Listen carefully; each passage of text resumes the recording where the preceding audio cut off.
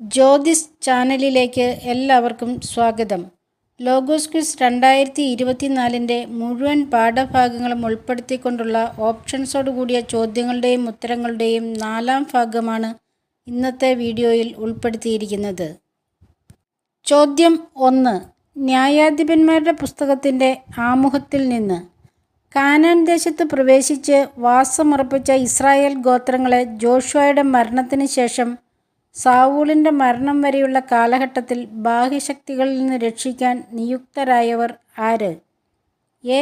രാജാക്കന്മാർ, B. പുരോഹിതർ, C. ന്യായാധിപന്മാർ, D. ഗോത്രത്തലവന്മാർ. ഉത്തരം സി. ന്യായാധിപന്മാർ. ചോദ്യം 2. ന്യായാധിപന്മാരുടെ പുസ്തകത്തിൻ്റെ ആമുഖത്തിൽ നിന്ന് ഇസ്രായേലിനെ നയിച്ച അവസരങ്ങളിൽ ന്യായാധിപന്മാരിൽ പ്രവർത്തിച്ചത് എന്ത്? എ. ദൈവപ്രേരണ, ബി. യുദ്ധസാമർഥ്യം, സി. ദൈവശക്തി, ഡി. നീതിബോധം. ഉത്തരം സി. ദൈവശക്തി. ചോദ്യം 3. ന്യായാധിപന്മാരുടെ പുസ്തകം 2-ാം അധ്യായം 3-ാം വാക്യം. ആര് ആരോട് പറഞ്ഞു, എനിക്ക് നിശ്ചയിക്കപ്പെട്ടിരിക്കുന്ന പ്രദേശത്തേക്ക് എന്നോടുകൂടെ വരിക, കാനാന്യരോട് നമുക്ക് പോരാടാം? എ. യൂദാ സഹോദരനായ ശിമയോനോട്, ബി. ശിമയോൻ സഹോദരനായ റൂബനോട്, സി. കാലേബ് സഹോദരനായ കെനാസിനോട്, ഡി. യൂദാ സെഫാത്ത് നിവാസികളോട്. ഉത്തരം എ. യൂദാ സഹോദരനായ ശിമയോനോട്. ചോദ്യം 4. ന്യായാധിപന്മാരുടെ പുസ്തകം 2-ാം അധ്യായം 8-ാം വാക്യം. എത്രാമത്തെ വയസ്സിലാണ് ജോഷുവ മരിച്ചത്? എ. 100 വയസ്സിൽ, ബി. 110 വയസ്സിൽ, സി. 120 വയസ്സിൽ, ഡി. 90 വയസ്സിൽ. ഉത്തരം ബി. 110 വയസ്സിൽ. ചോദ്യം 5. ന്യായാധിപന്മാരുടെ പുസ്തകം 4-ാം അധ്യായം 2-ാം വാക്യം. കാനാൻ രാജാവായ യാബീൻ ഭരിച്ചിരുന്ന ദേശം ഏത്? A. Mizpah, B. Shechem, C. Gilead, D. ഹസോർ. ഉത്തരം ഡി. ഹസോർ. ചോദ്യം 6. ന്യായാധിപന്മാരുടെ പുസ്തകം 5-ാം അധ്യായം 7-ാം വാക്യം. ദബോറ ഇസ്രായേലിൻ്റെ മാതാവായി തീരും വരെ അവിടെ അറ്റുപോയിരുന്നത് ആര്? എ. രാജാക്കന്മാർ, ബി. നീതിമാന്മാർ, സി. പടയാളികൾ, ഡി. കൃഷീവലർ. ഉത്തരം ഡി. കൃഷീവലർ. ചോദ്യം 7. ന്യായാധിപന്മാരുടെ പുസ്തകം 6-ാം അധ്യായം 4-ാം വാക്യം. മിദ്യാൻകാരും അമലേക്യരും പൗരസ്ത്യരും ഇസ്രായേലിനെതിരെ താവളം അടിച്ച് എന്തിൻ്റെ പരിസര പ്രദേശം വരെയുള്ള വിളവുകളാണ് നശിപ്പിച്ചിരുന്നത്? എ. ഗാസയുടെ, ബി. കിഷോൻ നദിയുടെ, സി. ഹാരോദിൻ്റെ, ഡി. കേദേശിൻ്റെ. ഉത്തരം എ. ഗാസയുടെ. ചോദ്യം 8. ന്യായാധിപന്മാരുടെ പുസ്തകം 7-ാം അധ്യായം 1-ാം വാക്യം അനുസരിച്ച് വടക്ക് മോറിയ കുന്നിൻ്റെ താഴ്വരയിൽ താവളമടിച്ചത് ആര്? എ. പൗരസ്ത്യർ, ബി. മിദ്യാൻകാർ, സി. പെരീസ്യർ, ഡി. കാനാന്യർ. ഉത്തരം ബി. മിദ്യാൻകാർ. ചോദ്യം 9. ന്യായാധിപന്മാരുടെ പുസ്തകം 8-ാം അധ്യായം 20-ാം വാക്യം. ഗിദെയോൻ്റെ ആദ്യജാതൻ്റെ പേരെന്ത്? A. Jether, B. Machir, C. Abimelech, D. Abinoam. ഉത്തരം എ. യെദർ. ചോദ്യം 10. ന്യായാധിപന്മാരുടെ പുസ്തകം 10-ാം അധ്യായം 1-ാം വാക്യം. തോലയുടെ പിതാവിൻ്റെ പേരെന്ത്? A. Puah, B. Joash, C. Arba, D. Gera. ഉത്തരം എ. പൂവ. ചോദ്യം 11. പ്രഭാഷകൻ്റെ പുസ്തകം 34-ാം അധ്യായം 2-ാം വാക്യം. ആരാണ് നിഴലിനെ പിടിക്കുന്നവനെ പോലെയും കാറ്റിനെ അനുധാവനം ചെയ്യുന്നവനെ പോലെയുമാകുന്നത്? എ. മിഥ്യകളെ ആശ്രയിക്കുന്നവൻ, ബി. സ്വപ്നങ്ങളെ ആശ്രയിക്കുന്നവൻ, സി. ശകുനങ്ങളെ ആശ്രയിക്കുന്നവൻ, ഡി. പ്രതീക്ഷകളെ ആശ്രയിക്കുന്നവൻ. ഉത്തരം ബി. സ്വപ്നങ്ങളെ ആശ്രയിക്കുന്നവൻ. ചോദ്യം 12. പ്രഭാഷകൻ്റെ പുസ്തകം 35-ാം അധ്യായം 1-ാം വാക്യം. നിരവധി ബലികൾ അർപ്പിക്കുന്നതിന് തുല്യമായതെന്ത്? എ. കരുണ കാണിക്കുന്നത്. ബി. ഭിക്ഷ കൊടുക്കുന്നത്. സി. ദുഷ്ടതയിൽ നിന്ന് ഒഴിയുന്നത്. ഡി. നിയമം പാലിക്കുന്നത്. ഉത്തരം ഡി. നിയമം പാലിക്കുന്നത്. ചോദ്യം 13. പ്രഭാഷകൻ്റെ പുസ്തകം 36-ാം അധ്യായം 3-ാം വാക്യം അനുസരിച്ച് ആർക്കെതിരെയാണ് കർത്താവ് കരമുയർത്തേണ്ടത്? എ. ദുഷ്ടർക്ക്. ബി. അഹങ്കാരികൾക്ക്. സി. അന്യജനതകൾക്ക്. ഡി. ശക്തന്മാർക്ക്. ഉത്തരം സി. അന്യജനതകൾക്ക്. ചോദ്യം 14. പ്രഭാഷകൻ്റെ പുസ്തകം 37-ാം അധ്യായം 5-ാം വാക്യം. ചിലർ സ്നേഹിതനെ സഹായിക്കുന്നത് എന്തിനു വേണ്ടിയാണ്? എ. ഉദരപൂരണത്തിന്. ബി. സ്നേഹം കൊണ്ട്. സി. ധനലാഭത്തിന്. ഡി. സ്വാർത്ഥലാഭത്തിന്. ഉത്തരം എ. ഉദരപൂരണത്തിന്. ചോദ്യം 15. പ്രഭാഷകൻ്റെ പുസ്തകം 38-ാം അധ്യായം 3-ാം വാക്യം. വൈദ്യനെ ഉന്നതനാക്കുന്നത് എന്ത്? എ. ജ്ഞാനം. ബി. ബുദ്ധി. സി. വൈഭവം. ഡി. ദൈവഭക്തി.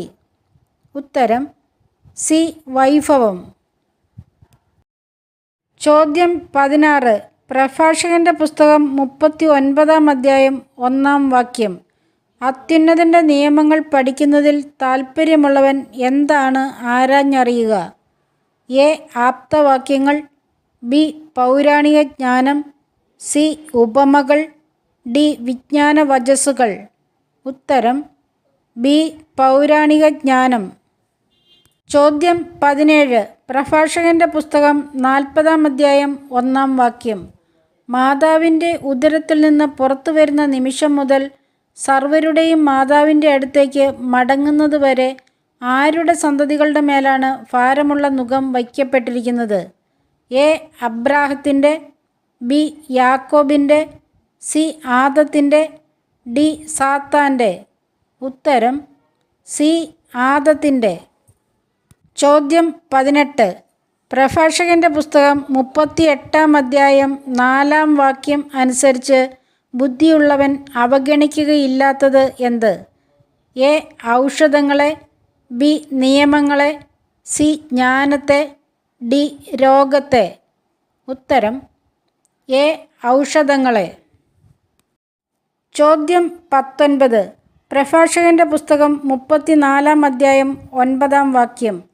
അനുഭവസമ്പന്നൻ എപ്രകാരമാണ് സംസാരിക്കുക? എ. ജ്ഞാനത്തോടെ.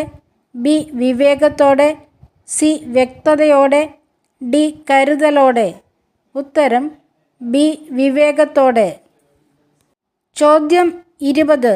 പ്രഭാഷകൻ്റെ പുസ്തകം 35-ാം അധ്യായം 6-ാം വാക്യം. ആരുടെ ബലിയാണ് ബലിപീഠത്തെ അഭിഷേകം ചെയ്യുന്നത്? എ. പുരോഹിതൻ്റെ. ബി. ദൈവഭക്തൻ്റെ. സി. നീതിമാൻ്റെ. ഡി. അനാഥൻ്റെ. ഉത്തരം സി. നീതിമാൻ്റെ. സബ്സ്ക്രൈബ് ചെയ്തും ഷെയർ ചെയ്തും സഹായിക്കണേ. ചോദ്യം 21. വിശുദ്ധ ലൂക്കായുടെ സുവിശേഷം 9-ാം അധ്യായം 6-ാം വാക്യം. ശിഷ്യന്മാർ പുറപ്പെട്ട് എവിടെയെല്ലാം ചുറ്റി സഞ്ചരിച്ചാണ് സുവിശേഷം പ്രസംഗിക്കുകയും രോഗശാന്തി നൽകുകയും ചെയ്തത്? എ. പട്ടണങ്ങൾ തോറും. ബി. നഗരങ്ങൾ തോറും. സി. പട്ടണങ്ങളും ഗ്രാമങ്ങളും തോറും. ഡി. ഗ്രാമങ്ങൾ തോറും. ഉത്തരം ഡി. ഗ്രാമങ്ങൾ തോറും. ചോദ്യം 22. വിശുദ്ധ ലൂക്കായുടെ സുവിശേഷം 10-ാം അധ്യായം 2-ാം വാക്യം. കൊയ്ത്തിന് വേലക്കാരെ അയക്കാൻ ആരോടാണ് പ്രാർത്ഥിക്കേണ്ടത്? എ. വിളവിൻ്റെ നാഥനോട്. ബി. കൊയ്ത്തിൻ്റെ നാഥനോട്. സി. കർത്താവിനോട്. ഡി. സ്രഷ്ടാവിനോട്. ഉത്തരം ബി. കൊയ്ത്തിൻ്റെ നാഥനോട്. ചോദ്യം 23. വിശുദ്ധ ലൂക്കായുടെ സുവിശേഷം 11-ാം അധ്യായം 1-ാം വാക്യം. യോഹന്നാൻ തൻ്റെ ശിഷ്യരെ പഠിപ്പിച്ചതുപോലെ ഞങ്ങളെയും പ്രാർത്ഥിക്കാൻ പഠിപ്പിക്കണമെന്ന് യേശുവിനോട് പറഞ്ഞത് ആര്? A. Pathros. B. Yohannan. C ശിഷ്യന്മാരിൽ ഒരുവൻ, ഡി ശിഷ്യന്മാർ. ഉത്തരം സി ശിഷ്യന്മാരിൽ ഒരുവൻ. ചോദ്യം 24. വിശുദ്ധ ലൂക്കായുടെ സുവിശേഷം 12-ാം അധ്യായം 2-ാം വാക്യമനുസരിച്ച് അറിയപ്പെടാതിരിക്കുകയില്ല എന്ത്?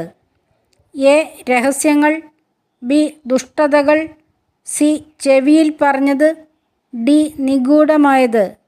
ഉത്തരം ഡി നിഗൂഢമായത്. ചോദ്യം 25.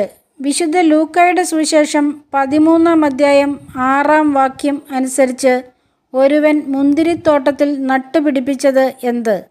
എ മുന്തിരിച്ചെടി, ബി അത്തിവൃക്ഷം, സി ഒലിവുമരം, ഡി ആപ്പിൾ മരം. ഉത്തരം ബി അത്തിവൃക്ഷം. ചോദ്യം 26. വിശുദ്ധ ലൂക്കായുടെ സുവിശേഷം 14-ാം അധ്യായം 3-ാം വാക്യം. സാബത്തിൽ രോഗശാന്തി നൽകുന്നത് അനുവദനീയമോ അല്ലയോ എന്ന് യേശു ചോദിച്ചത് ആരോട്? എ നിയമജ്ഞരോട്, ബി പുരോഹിതരോട്, സി നിയമജ്ഞരോടും ഫരിസേയരോടും, ഡി നിയമജ്ഞരോടും പുരോഹിതരോടും. ഉത്തരം സി നിയമജ്ഞരോടും ഫരിസേയരോടും. ചോദ്യം 27. വിശുദ്ധ ലൂക്കായുടെ സുവിശേഷം 15-ാം അധ്യായം 4-ാം വാക്യം.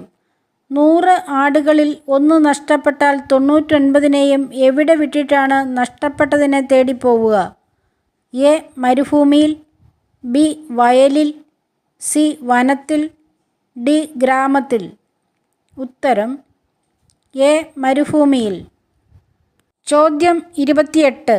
വിശുദ്ധ ലൂക്കായുടെ സുവിശേഷം 16-ാം അധ്യായം 1-ാം വാക്യം. കാര്യസ്ഥനെപ്പറ്റി യജമാനന് ലഭിച്ച പരാതി എന്ത്?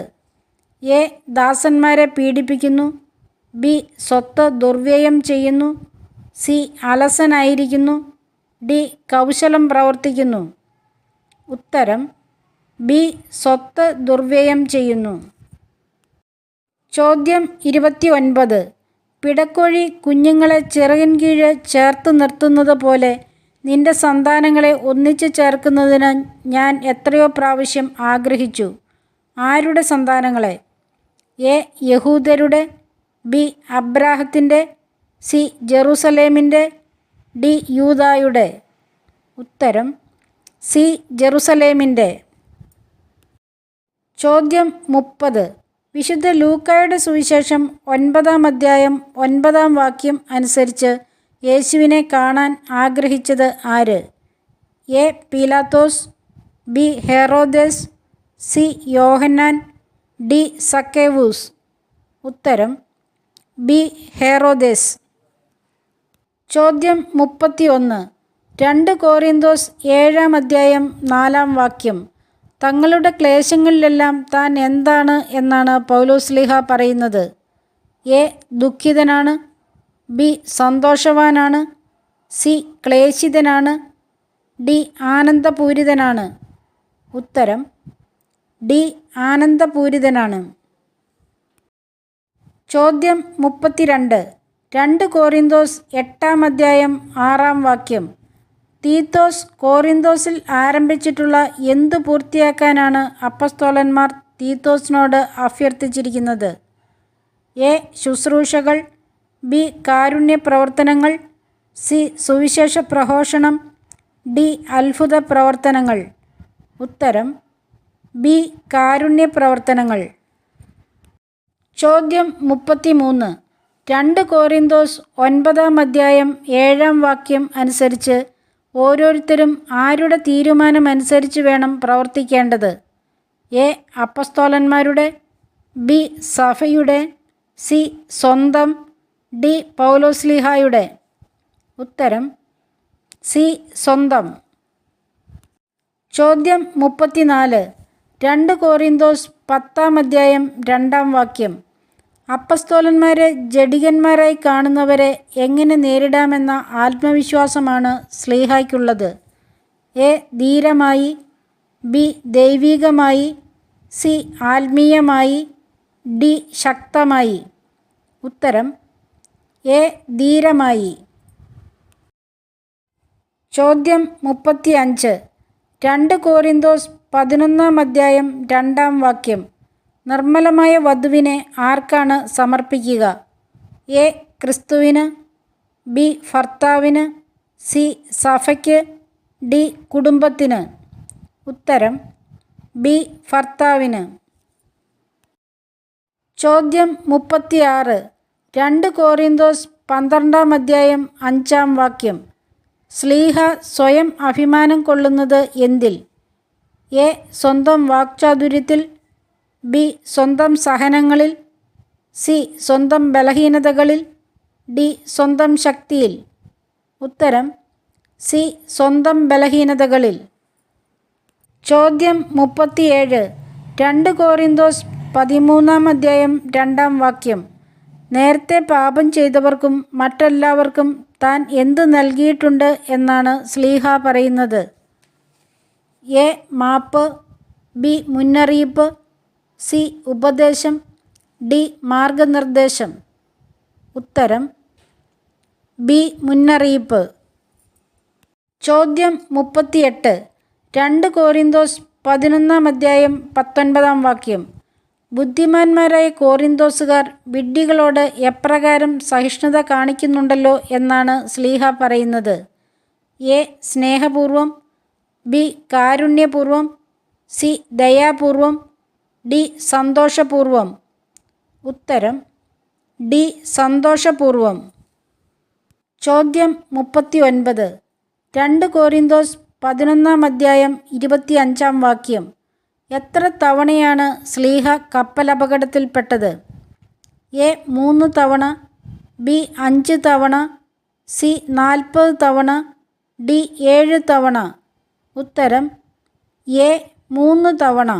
ചോദ്യം 40. 2 കോരിന്തോസ് 11 7 വാക്യം. ദൈവത്തിൻ്റെ സുവിശേഷം എപ്രകാരം പ്രസംഗിച്ചുകൊണ്ടാണ് കോരിന്തോസുകാരുടെ ഉത്കർഷത്തിന് വേണ്ടി ശ്ലീഹ തന്നെ താഴ്ത്തിയത്? എ. വിനീതമായി, ബി. ശക്തമായി, സി. പ്രതിഫലം കൂടാതെ, ഡി. ക്രിസ്തുവിൽ പ്രേരിതനായി. ഉത്തരം സി.